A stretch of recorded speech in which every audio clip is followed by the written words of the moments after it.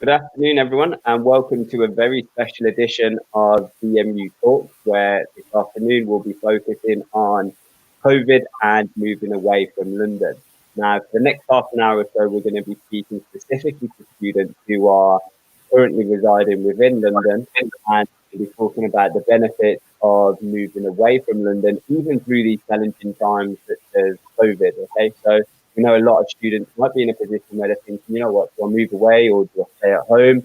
And I've enlisted the help of three wonderful students here from Montfort University to try and hopefully put your minds at ease in terms of telling you, right, there is still a lot of benefits to be gained from moving away from London even during these times. So all of the three ambassadors that we've got with us this afternoon currently live in London, and they all made that switch over to Leicester. So one thing that I really want to do is really encourage you guys, to engage in the live stream. So this live stream is for you guys. It's your opportunity to ask any questions that you guys might have in regards to moving away from London. So please do use the comment section. If you're watching live on our website, you'll see a link that will take you to YouTube. Please click onto that link and you'll be able to comment through YouTube, and we will be addressing some of the comments that we get throughout this show.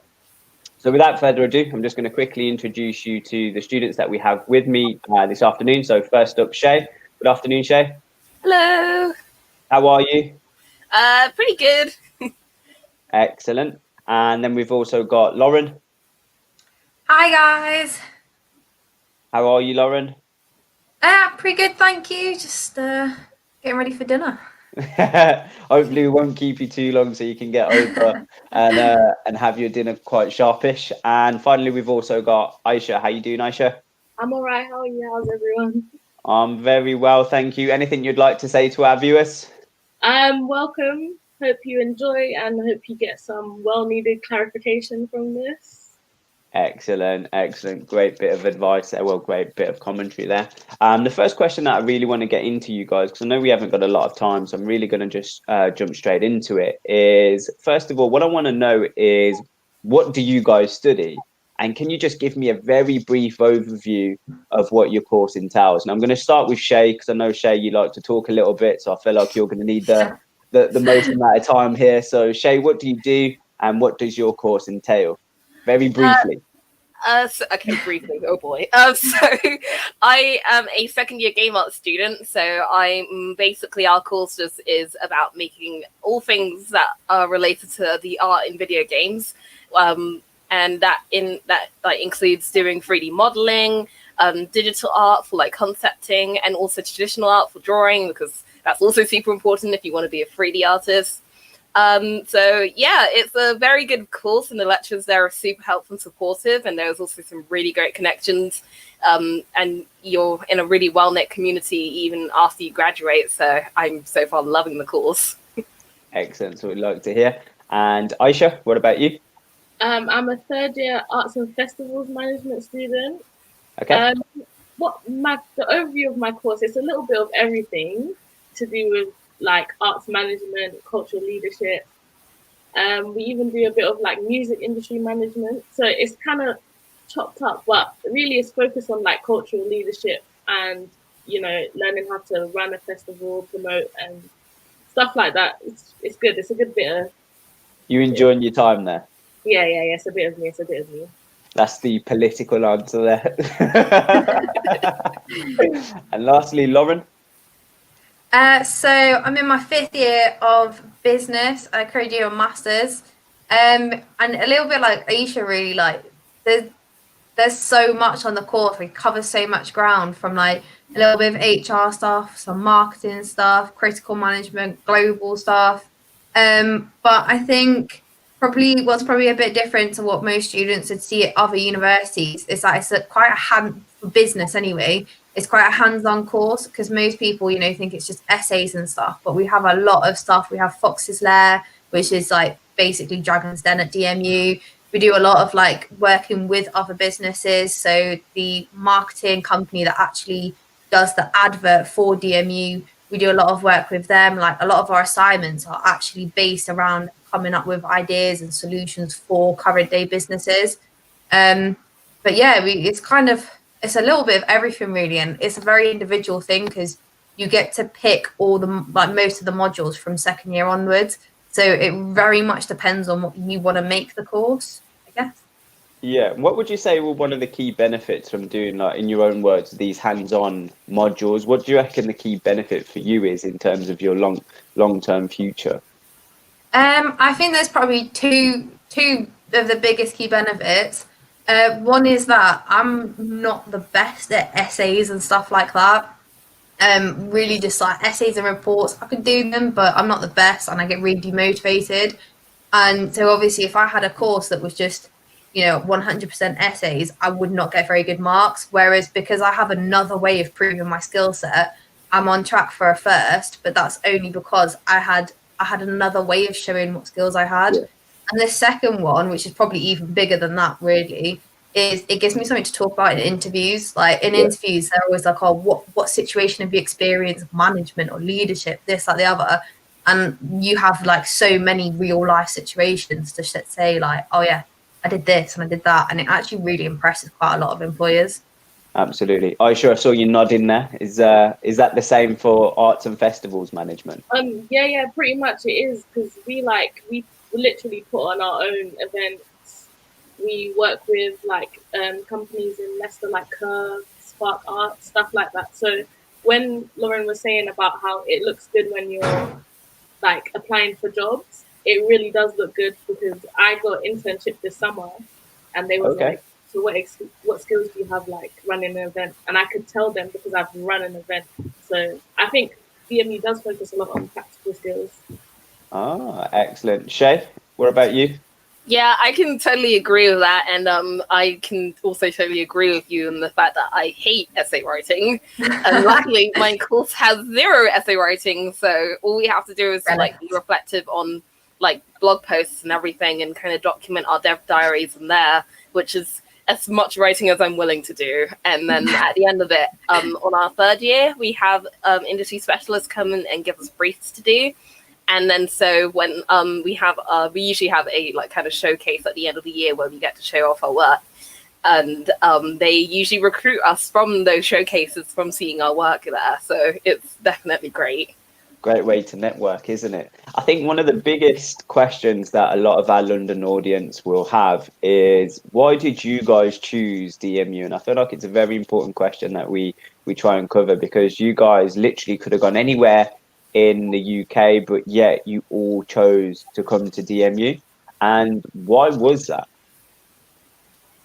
Well, I personally chose it because when I was like in GCSEs Googling and figuring out that I wanted to do games art, I was like researching best school in the UK to do game art, and DMU was actually the first one to pop up. So I was like, well, I guess I kind of had to go there then. And then I found out that it was probably I think it is the oldest course that game art course in the UK, and it's also like screen skills like accredited, so it means that like the curriculum is airtight, and the fact that you are more, like 3 times more likely to get a job.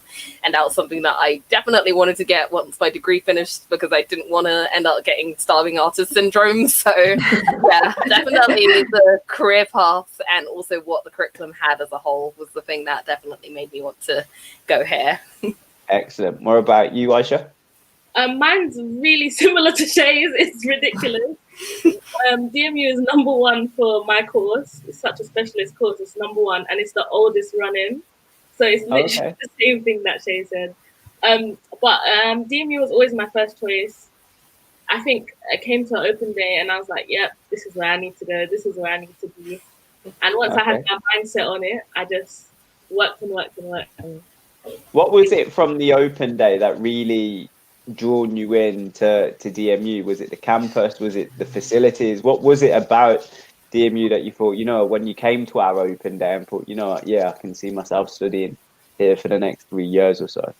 I think it was mostly just the atmosphere, how willing everyone is to have a conversation with you. Because I had gone to a few other open days and I kind of felt nervous, but when I came to DMU, I didn't feel nervous. And it was easy to talk to the lecturers. It was easy to ask any questions that I wanted to ask. And then when I did like the tour, because they did the campus tour and then the like city tour of the city centre, like it just felt homely. It felt really homely. It also felt really, really similar to London. It didn't feel like a big difference. So Shay, you said it was similar to London. How so? Well, for example, sorry. Oh, my bad. Sorry. I think like it's similar to London in the fact that like it's similar and different at the same time, really, because it's like both the like in Leicester it's actually a lot like smaller, but in a good way. In London, you have to commute like in all different ways, like taking a bus and taking a train and tube, and my bank account cannot deal with that. So I'm happy that I can actually walk from point A to point B, like from like the campus center to all the way into the city center, and go and grab myself a donut and then get back like for the beginning of my next class. So yeah. So Lauren, what would you say around the location of Leicester? And I know you're probably itching to comment on the donuts. We was having this conversation earlier, so you might as well get it out there. Well, I think sort of in terms of why Leicester or why DMU, it's a bit similar to these guys. First one was as well, my course is accredited as well by like 3 different associations, which obviously makes you so much more employable. And it gives you access to like different databases and stuff once you leave the uni. So like there's certain databases that I can access even once I've left uni. And the other one is so much cheaper. Like it's literally probably like 75% cheaper than living in London. Like, I can do my whole food shop for about £25. And that includes a bit of alcohol as well. So I'm just saying. Is that £25 a week or 20? That's £25 a week, isn't it? That depends, like how hungry I'm feeling on the week. But yeah, like, and that's actually everything from like all my meat, my veg, a few snacks, and everything. Like it's so much easier and so much cheaper. Like Shay was saying, you don't have to pay for travel or everything. Like even if you wanted to be really lazy and get an Uber to the train station, it's literally £3. And also, yeah, donuts. Like, there's literally 4 locations to buy donuts, and we were discussing this earlier. There's a bit of donut rivalry in Leicester, but it's great. Small one. Donuts. That's included in my £25 budget this week as well. How much in comparison do you reckon it would be for students who were studying in London? So you say you get it done within £25. How much do you reckon, and guys, please do feel free to chip on this, how much do you reckon it would be costing a student per week to stay in London? Including, like, I mean, because I think a big one here is rent as well. Like, so for my flat, I live in a 5-bedroom flat. But there's only 4 people in it at the moment. We've got 2 toilets between us, a huge kitchen, double bed, everything, quite a big room. And I pay £109 a week.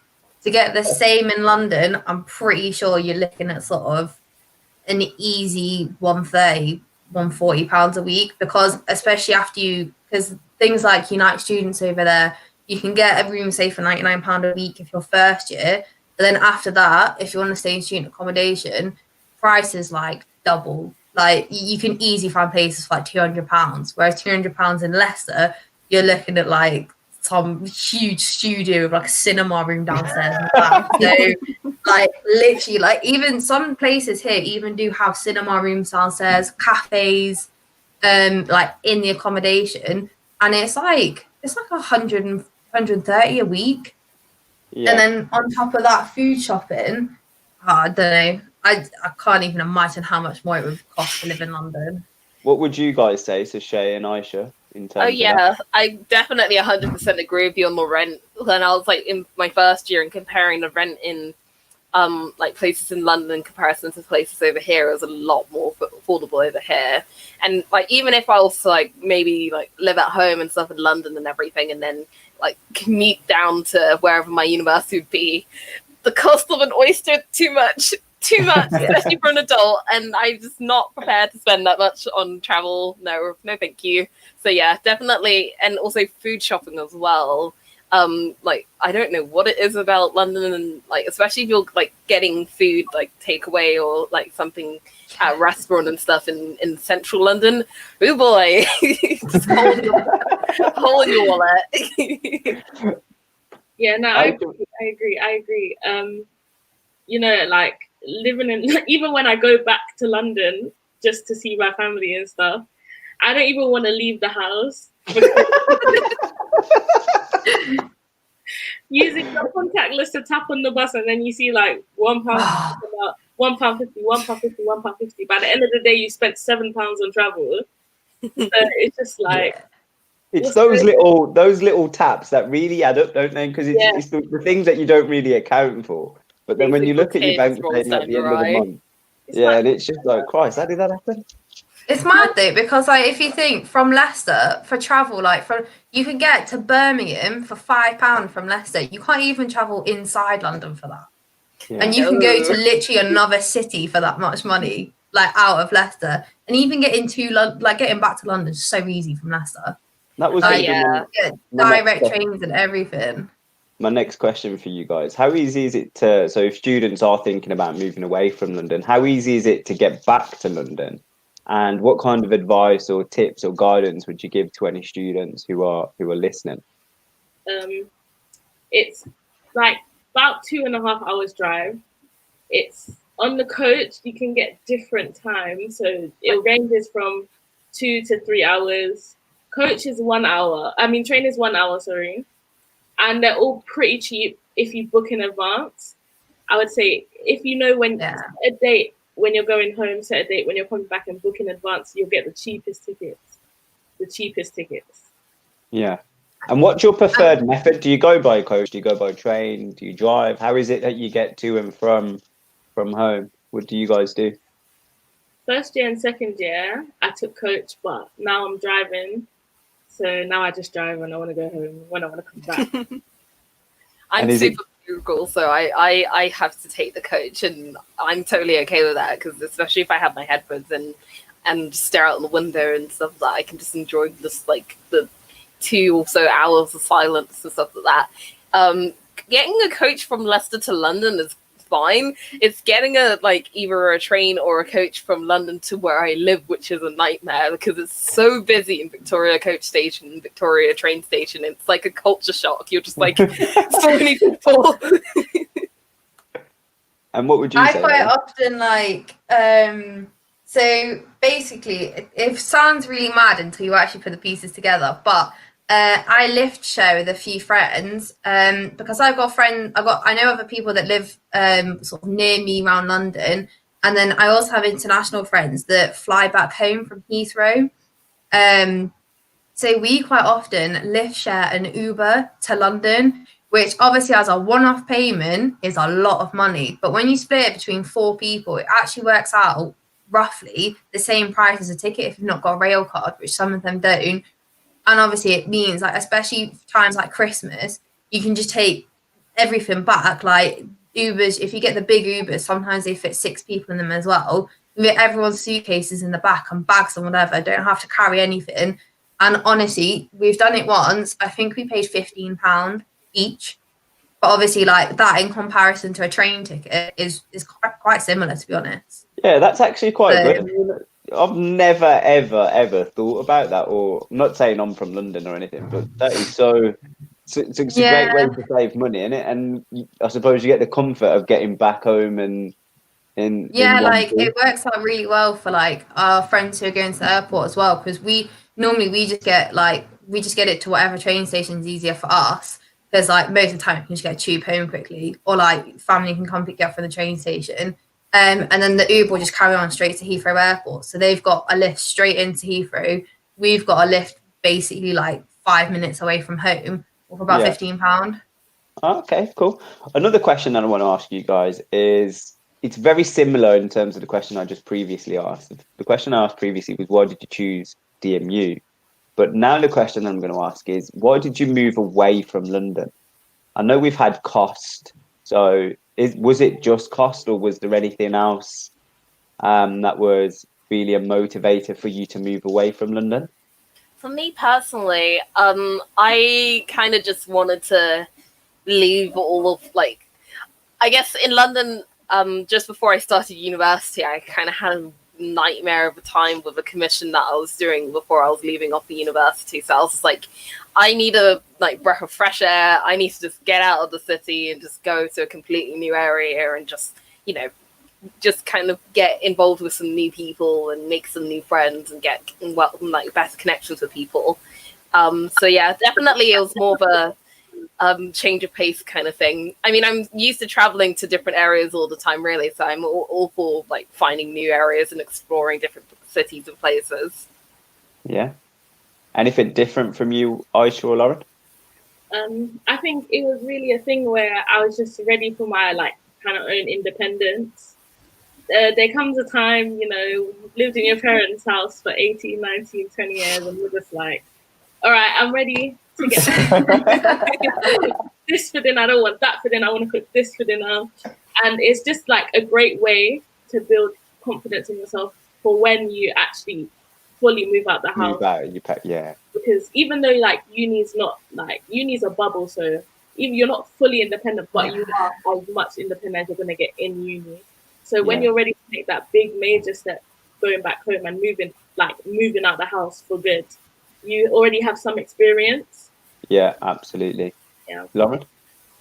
I think probably the same as Shay and Aisha, really, like definitely the whole like just getting your independence, like it's the easiest stepping stone to like living on your own, because like if you're not going to move out for uni, then you've got to wait until you actually find a job to get enough money to then rent a proper flat and all that kind of thing.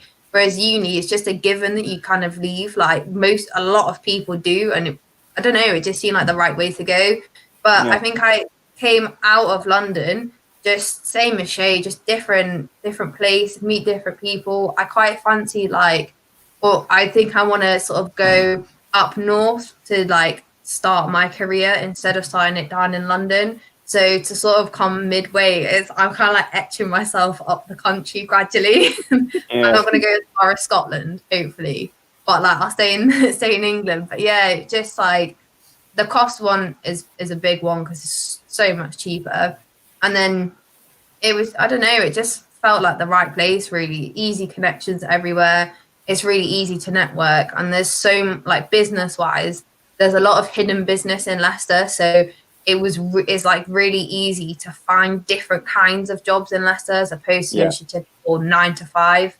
Like, there's a lot of sort of, a hell of a lot of manufacturing around here that other students don't really know about. So I could kind of just sort of sneak in that way without having to compete with loads and loads and loads of students in London and other professionals.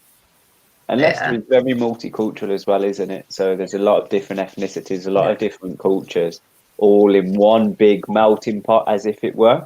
What kind of advice would you give to students now? So if you could tell yourself a piece of advice, knowing what you know now, to someone who's in your position thinking, you know what, I'm thinking about leaving London, what do you think would be useful advice to tell them, if that question makes sense? I'd say just do it. Like if you feel like try not to worry too much about, because I know this is a thing that I heard a lot when I was applying for university, is try not to worry too much about that maintenance loan and that like tuition loan and everything. Don't let that stop you from like moving to a completely different town or city and, you know, studying somewhere that you actually want to study at. Because like at the end of the day, you're not obliged to pay it off until you're making a certain amount anyways. I think the government kind of did that in a way so that, you know, students would actually try and pursue the careers that they want to pursue. So yeah, just go for it. Yeah, absolutely. Aisha? I think I would say, what would I tell myself? I think I'd say go out and explore different places, make new friends. You know, don't stay in your comfort zone. Come out of your comfort zone, and coming to Leicester is coming out of your comfort zone. You make new friends, you make lifelong friends. You have experiences. Uni is an experience, so use that experience. Yeah. And Lauren? I think the same, really. Like, just go out and do it, and just take every opportunity you can. Like, I think Actually, I saw that. I think I would say ask as many questions as you possibly can before whatever uni you're going to go to, even if it's on a live stream like this, even if you drop a message like through the university's socials or give them a call and organize an open like a tour or something. I would say just even if it sounds like the most stupid question, just ask it, because you are gonna, wherever you're gonna go, you're gonna be there for a minimum of 3 years, maybe even longer. So, it's better to just ask whatever question you can, your answer, and then you can make a more educated decision. But definitely go for it. I think it's really opens, once you get out of London, it opens you up to the rest of England instead of just staying in London. Because once you're in London, you kind of don't need to leave it. Like, everything's already inside London. You can do everything from in London. So quite often you just end up finding yourself staying there for so long. Whereas once you come out of London, and then it's all of a sudden, it's a lot easier to get to other places. You find yourself being like, oh, you know what? Yeah, I'll just nip to Birmingham this weekend, or I'll go see what Yorkshire's like, or like, yeah, I think that's fine. It made sense. What would you say? Was you guys worried about moving from London? And what would you say about the quality of support you receive from DMU in terms of helping you transition from London over to Leicester? Sorry, you can go first. Okay. I think I would say, so because I'm an estranged student, I don't have a family. I don't have any parents. So like, I was really scared to come because I'd already sort of developed a little, sort of social bubble. I developed a little network of like, the council and stuff around me. And it is really hard in London to sort of do that. So I was just like, oh, you know what? I've already developed my support foundations here. Is it worth even leaving? Like, am I going to be able to do it again? Is it going to be as hard as it is in London to find the help? But that's probably going back to like our original question, why you did DMU. That's mainly why I chose DMU, because they had a whole team set up that were like, yeah, don't worry about it. Like, you don't need parents to do it, kind of thing. Like, don't worry about money. Don't worry about learning stuff. Don't worry about like buying books or whatever. Like, we'll help you out and we'll guide you through all of it. We'll help you find an accommodation in the first year and stuff. Like, even sort of around Christmas time, they contact us and they're like, if you're not going to go home, if you're not going to see any other family, we're sorting out a Christmas meal. Like, we have meals throughout the year as well, just to get in touch with all the other students that are in similar situations or like might be coming from care and stuff like that. So I was very scared. But yeah, I think specifically, I don't know about other unis, but specifically DMU had like so much support in terms of the transition team to sort of help me make that move, because it was a big move. Yeah, it is. Yeah. Especially at the age that you'll make the move as well. So Shay, Aisha, anything different from you guys based on what Lauren was saying? Similar. Whilst I'm not necessarily an estranged student, my parents live outside of the country at the moment. So at the moment, I'm like with like foster parents and stuff that take really nice care of me. So at first, I was less worried about moving away to Leicester and more worried about like what next, like when it comes to kind of doing the whole job search thing. And what helped me was kind of like having a really supportive network of people to talk to, and because I suffer from like a lot of anxieties, and I tend to snowball things and worry about, oh God, when I'm done with my degree, if I don't get a job, I'm gonna end up like homeless or something. And luckily, with the support of like my lectures and like single point of access and talking to someone for counselling and everything, those sports kind of dwindled a bit, and it's more of I can have a more realistic idea of what's going to happen to me once I graduate and stuff like that. So moving was easy. It was more me worrying about leaving that was going to be the issue. And Aisha? I think I wasn't nervous to come up here. I was actually quite excited. Because I'm like the youngest in the family, I was pretty babied. So I think it was harder for my mum than it was for me. Coming here taught me like a lot of resilience, like not to rely on her as much as I was relying on her. So I think that's a really positive thing. In terms of support, DMU, right, are like kind of the best when it comes to support. Whatever you need, whatever you're struggling with, they're there to help you, whether it's like financially, emotionally, whatever. I was kind of having like a mini breakdown first year. I'm like, oh my God, there's too much work. And literally I had sessions in the campus center where I just could sit down and talk to some of the well-being execs in student union. So it kind of calmed me down a little, got me back on track. So really, whatever you need, they're kind of here for you. They are. I think we've all been there. I remember my time at university. I remember going through a mini early life crisis, shall we say. So we've all been there, and I'm sure the students that are watching will have that to come in a couple of years. We're approaching nearly the end of our live stream. There's literally just one more thing that I very briefly want to cover. I think all of you guys have been fantastic. I feel like the perspectives have been very honest and very raw, and I really do thank you for that. I think the elephant in the room at the moment is COVID, and it's the one thing that we haven't really touched upon. And I just want to finish on that in terms of just asking you guys are all studying right now during COVID. What would you say our response as a university has been in order to make your time as enjoyable as possible in regards to COVID? Well, when COVID first hit, it was like the first week or so was kind of a nightmare. Not necessarily on the university's point, but because of the fact that like I work as a student rep for my course, so everyone was panicking and thinking, "Oh my God, what's going to happen? How are we going to graduate? How are we going to submit work? We're all in lockdown." Everybody panicked, and the university response to it was fairly swift, and it was like, it's okay, everything's going to be okay, this is what we're going to be doing. And I felt it was dealt with really quickly. And then going into my second year, I was worried that I heard like speculations that the second year is going to be a lot more tougher than the first year, and I was like, ooh, how's like support gonna be when it comes to like getting feedback from our lectures? And if anything, I think it improved a lot in second year than it did in the first year, especially for one of my modules where we were getting feedback, but it was a bit scarce in the first year because there was so many students and only like one or two lectures.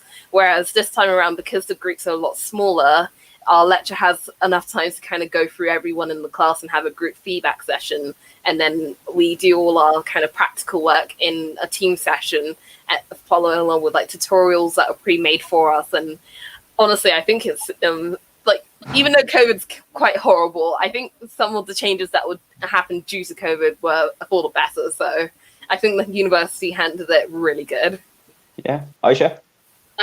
In terms of things that the uni has put in place, I agree with Shay that their action was very, very swift, including like the implementation of the support fund, the COVID support fund, which actually helped me because I got furloughed. So there's a lot of students that don't get the maximum or only rely on their student loan, so they do work. So in terms of that, DMU really took it into perspective, and that was one of the first things that they jumped on. Also, in terms of like the teaching and stuff, I actually prefer online learning because Don't fancy those 9 a.m.s on a Monday morning. I can wake up, have a shower, get ready, and then just jump on the computer and everyone's there. But also like some lectures are pre-recorded, so you are able to watch them in your own time. You're able to go back and watch them again. I don't know. I just think for me personally, it's an easier way to learn, and I can do stuff on my time and now everything's opening back up. I can work and stuff like that as well and it doesn't really interrupt my schedule. I just like jumping on call with my pajama bottoms on. Like, that's the highlight of it. I won't show my pajama bottoms, so I'm just going to keep the camera waist high. It's 5 o'clock and I'm still in them. Lauren, what about you? I think I agree with these guys, to be honest. Like, just the way things are, I think like the youth actually managed to learn a lot from COVID as well, and I think they've been forced to improve communications, and even improve communications where we didn't even know that it could be improved. I think there were areas where, we had good communication beforehand, but the uni didn't even realize, or we as students didn't even realize that it could be improved. But then obviously through COVID and through just how the world is, they've had to change it, and it has. It's like Shay was saying, like you almost kind of get more interaction with your lecturers and stuff, and it's so easy to just sort of like in the chat boxes just type a message, and then you don't have to worry about no one hearing what question you've asked. You don't have to worry about not hearing the lecturer and what they've said, like, because it's all in the chat next to you. You can sort of like be put into breakout rooms during the lecture and sort of chat to all of those people and stuff. So, and when we're not in yet another lockdown, we do still have like the occasional face-to-face ones as well, but now they're a lot smaller. So that is almost like a lecture has become a seminar, and a seminar has become a one-to-one. Like, so yeah, I agree, like, has become so much better. And some lectures, like some of my lectures do have a lot of people on, so we don't turn our cameras on. So I literally just wake up, open the laptop, and boom, I'm on a lecture. I don't even get changed. I don't get out of bed half the time. My laptop's literally next to my bed, and I just open it like. That is the life. So that's the best life. Sat with like a bag of crisps next to me at 10 in the morning, like whatever. So there's still a lot of benefits to study even through the times of COVID. So hopefully, guys, we've come to the end of our live stream now. So I'm just going to quickly wrap it up. If you do have any questions, you can always feel free to get in touch with us. I'm going to post a link in the comment section, so you've got the link to get in touch with us. You can get in touch with us via email, or you can WhatsApp us. If you do have any concerns about studying during COVID and how COVID could potentially affect your studies in September 21, please do feel free to forward those, and we will get a response out to you. We've also got a live stream coming up.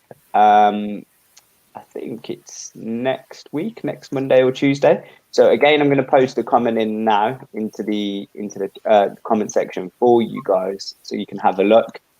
So if you visit this website, we've got a live stream coming up on late applications and fast tracking your applications. You might be in a position whereby you haven't completed a application as of yet because university wasn't on your horizon. The message that we want to put out to you guys is that it's not too late for that to happen. So please do check out this website. It's happening next week at 6:30, and the date is confirmed on that link.